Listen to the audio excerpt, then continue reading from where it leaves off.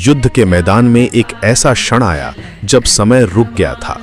कुरुक्षेत्र की धूल भरी जमीन पर खड़े अर्जुन के हाथ कांप रहे थे और उनका गांडीव धनुष भारी लग रहा था। सामने खड़ी थी कौरव सेना, जिसमें उनके अपने गुरु, चचा और भाई शामिल थे।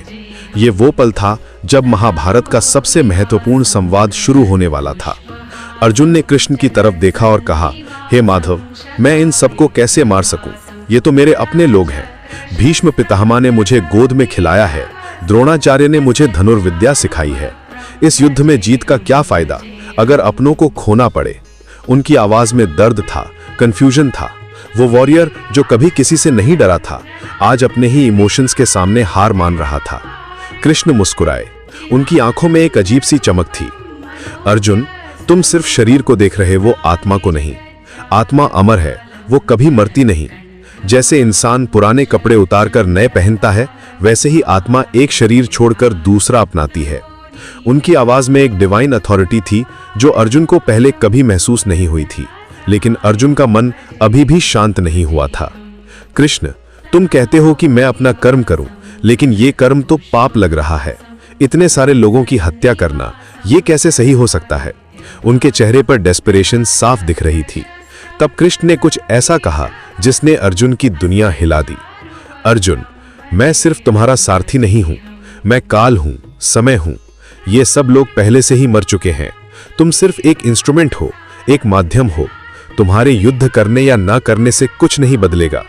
उनकी आवाज में अब एक कॉस्मिक पावर की गूंज थी। अर्जुन कंफ्यूज हो गए। तुम क्या कह रहे हो कृष्ण? मैं समझ नहीं पा रहा। उन्होंने अपना सिर हिलाया। अगर तुम सच में भगवान हो तो मुझे अपना असली रूप दिखाओ, मुझे प्रूफ चाहिए। कृष्ण की मुस्कान और भी गहरी हो गई। ठीक है अर्जुन, लेकिन पहले मैं तुम्हें डिवाइन आईज देता हूं, क्योंकि अपनी नॉर्मल आंखों से तुम मेरे विराट स्वरूप को नहीं देख सकोगे।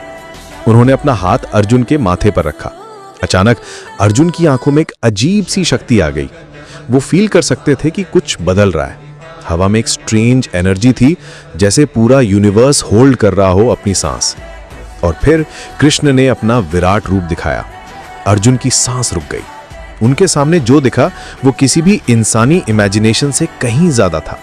कृष्ण का शरीर अनंत हो गया था। उनके हजारों हाथ थे, हजारों मुंह थे, हजारों आंखें थीं।